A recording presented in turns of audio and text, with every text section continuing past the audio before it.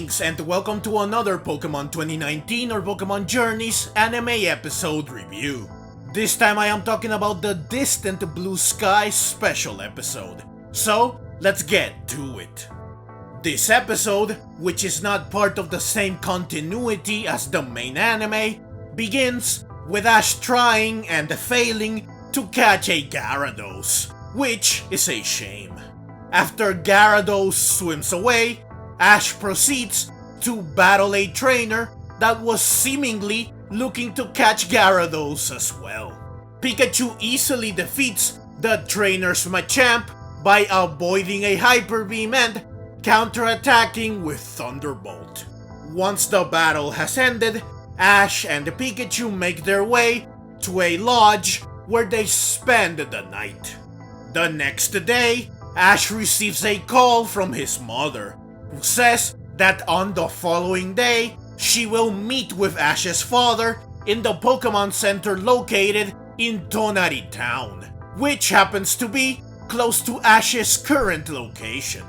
It's funny that Tonari means next to, so it's a fitting name for a town that is next to where Ash is.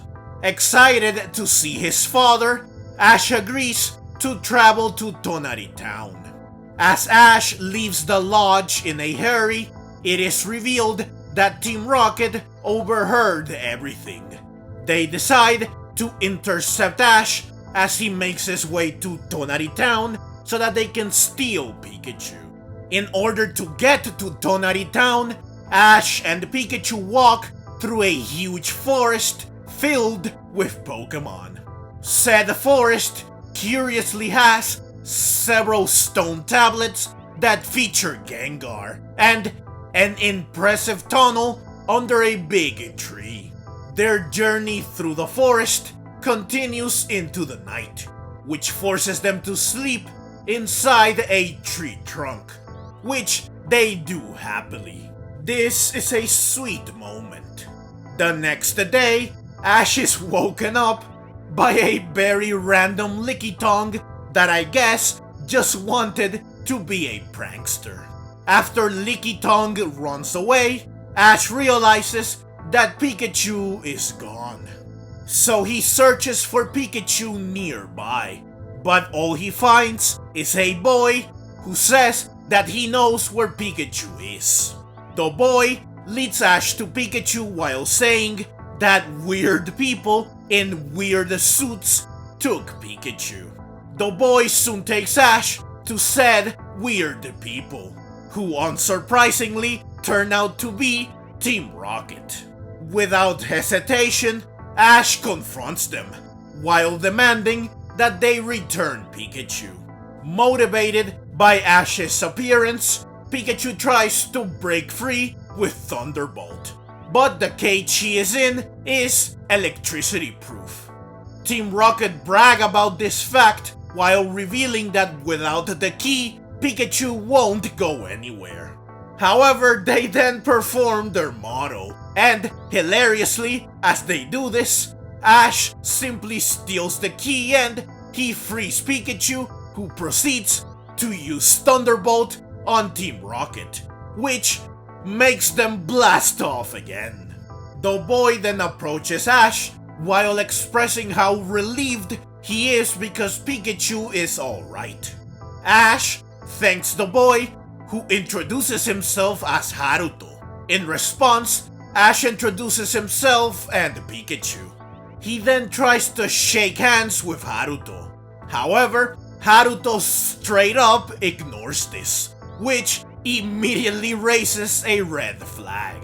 Haruto says that Pikachu is cute, and he wonders what it's like to touch a Pokemon.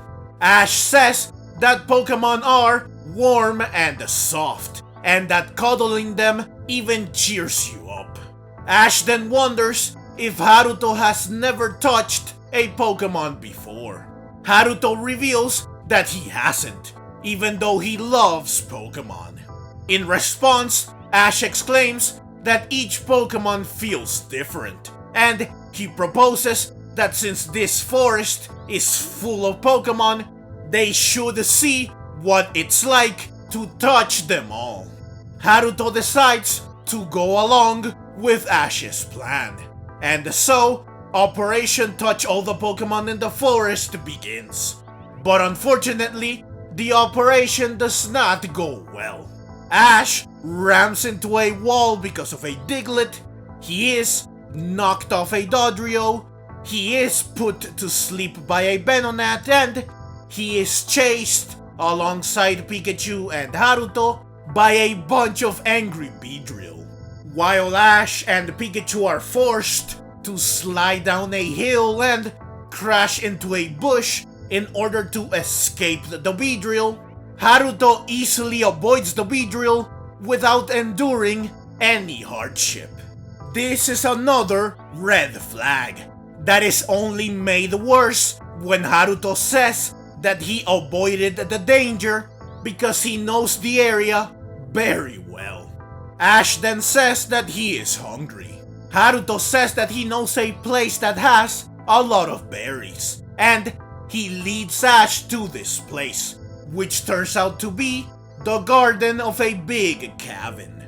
Ash spots a painter that is currently working on a painting of the sky.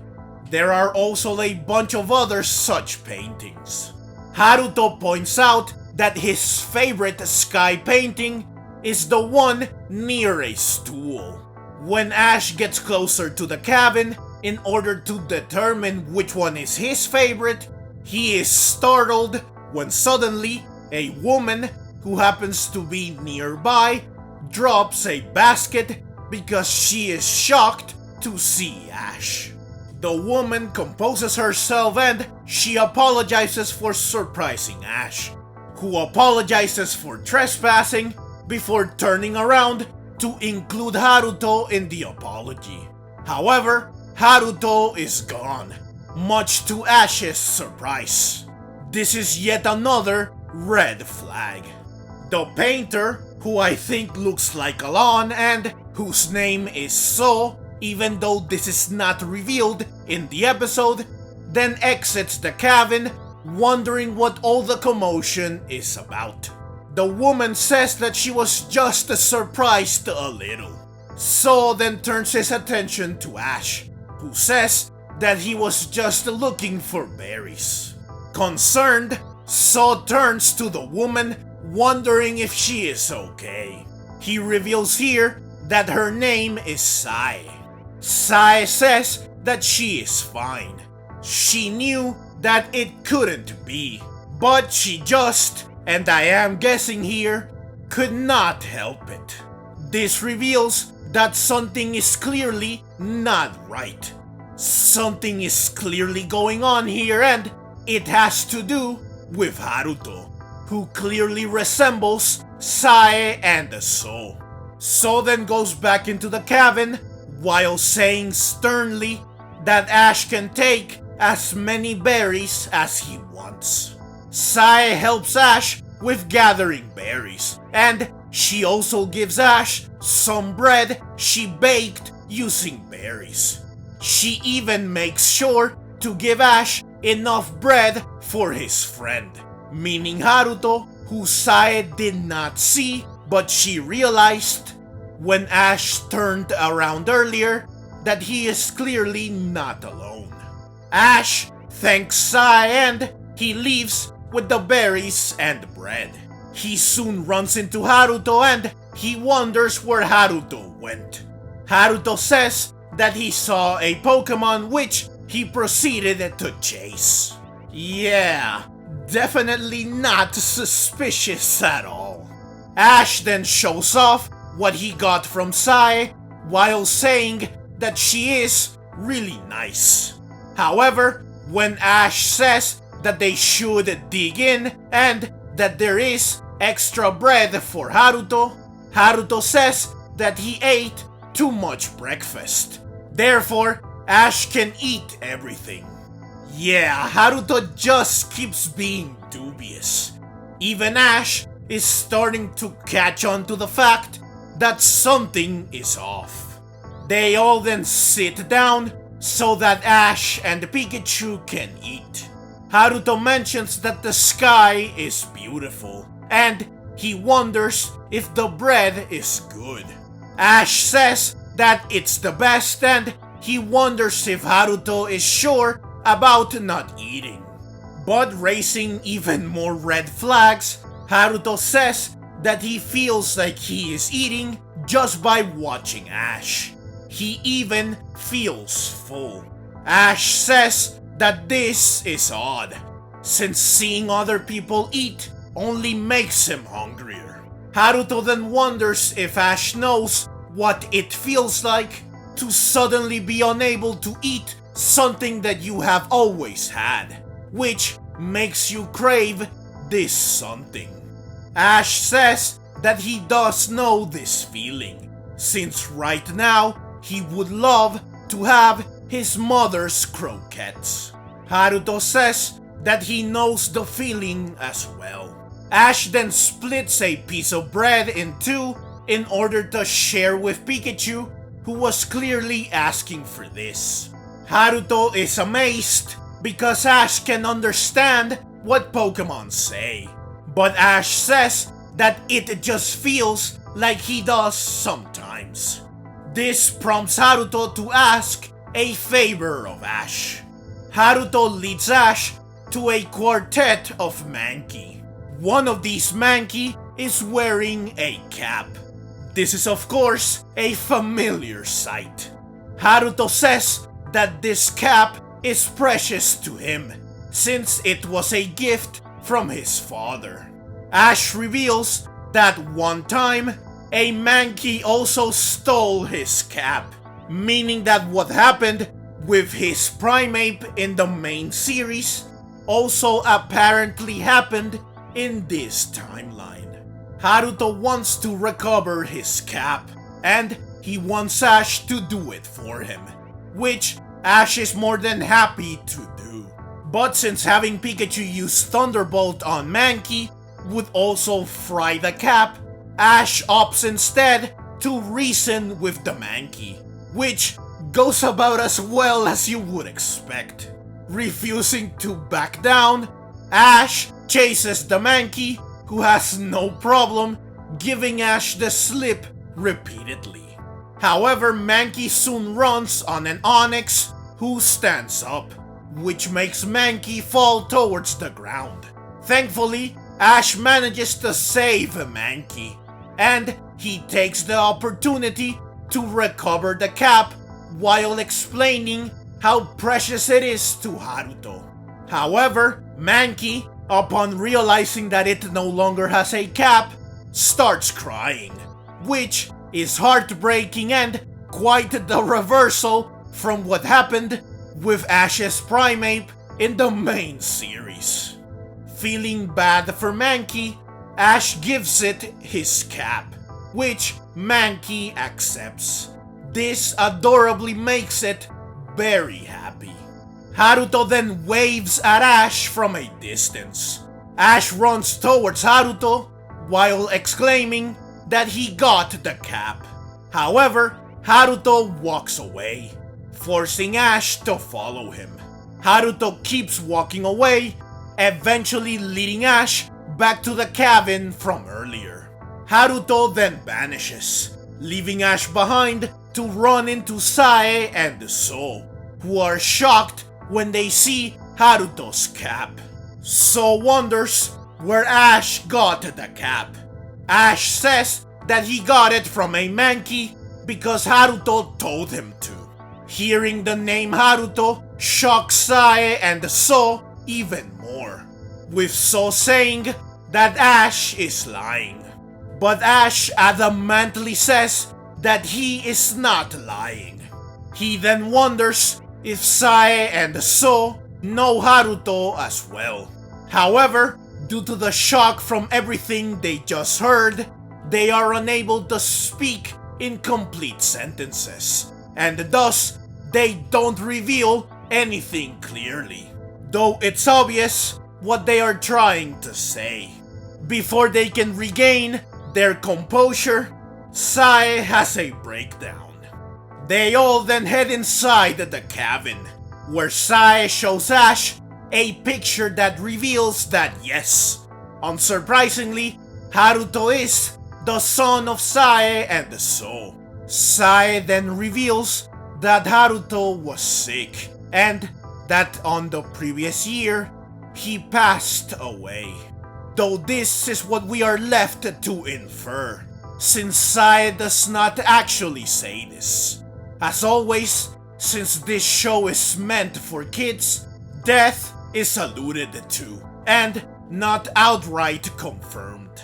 Ash is confused since he for sure met Haruto. However, he then recalls all the red flags I pointed out, which makes him realize that something was off from the start, and he presumably arrives to the same conclusion I had from the beginning, which is that Haruto is a ghost. SAE goes on to say that Haruto would always play with the Pokemon in the forest, and that he wanted to become a trainer. He wanted to catch a lot of Pokemon and battle a lot. Now Haruto said that he has never touched a Pokemon, but it's clearly shown here that this is not true. SAE then says that Haruto always liked looking at the sky, which is why, since losing him, the sky is all her husband has been able to paint. This explains why there are so many paintings of the sky. Also, Haruto's love for the sky was hinted at earlier when he said that the sky is beautiful. Ash then reveals to SAE and the SAE which painting is Haruto's favorite, according of course to Haruto himself, who pointed it out earlier. SAE and the SAE both recognize the sky depicted in this picture. SAE says that she would often work in the city, while her husband would be locked up in his atelier, so they did not get to spend much time with each other or with Haruto.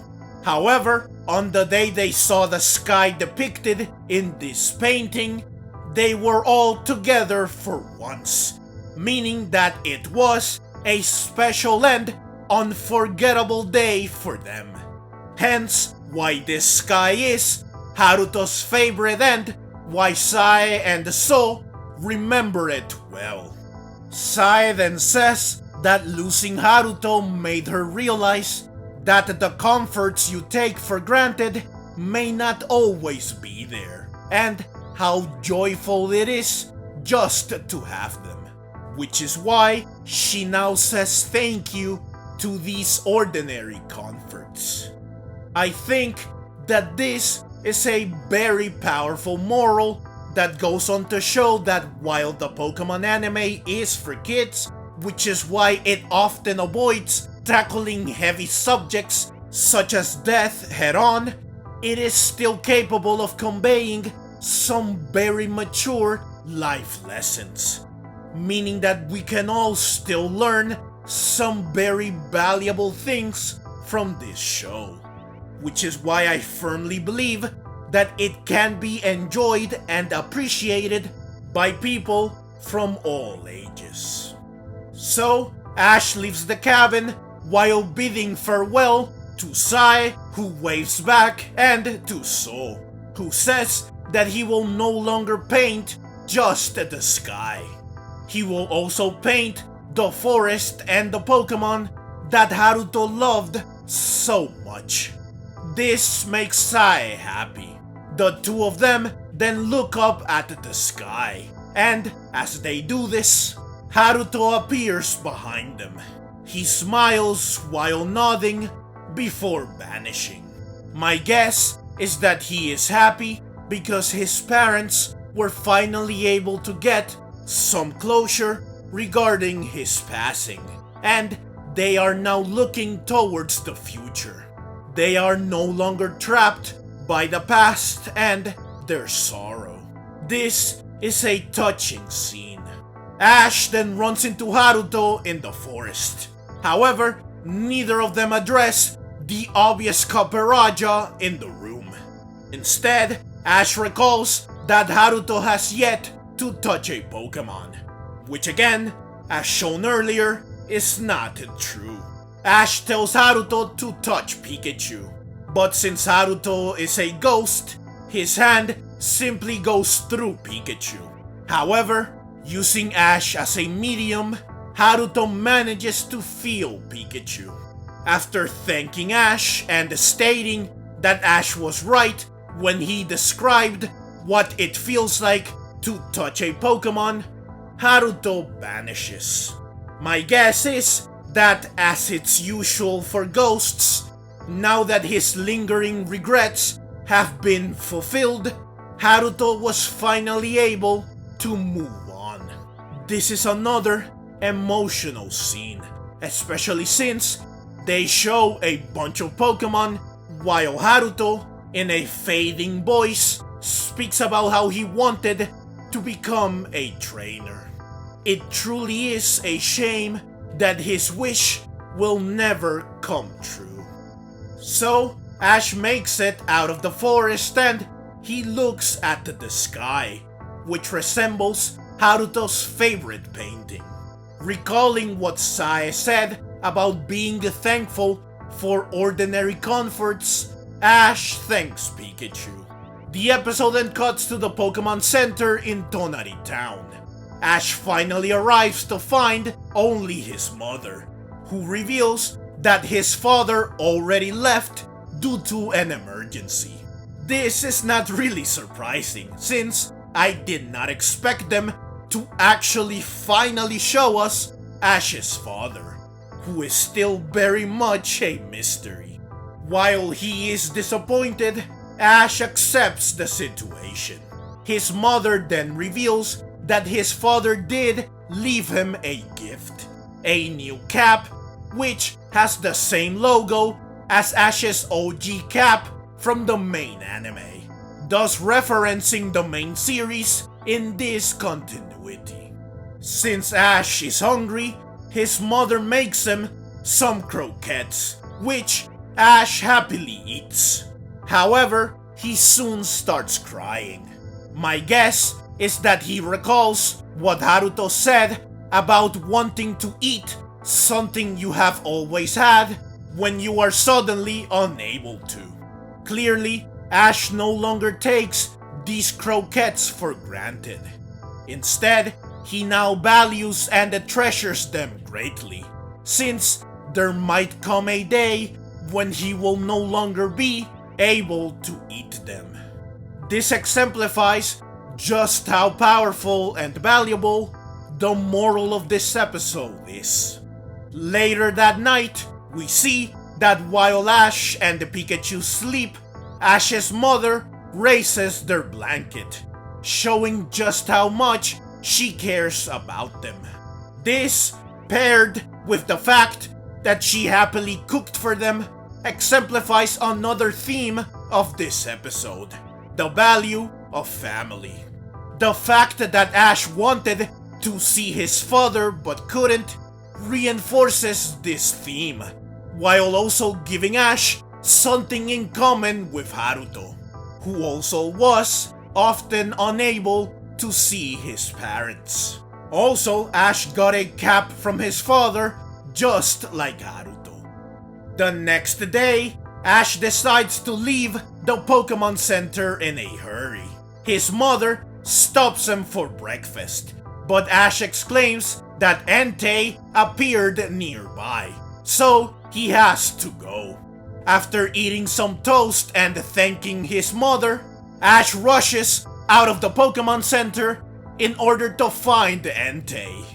This ties this episode directly to I Choose You.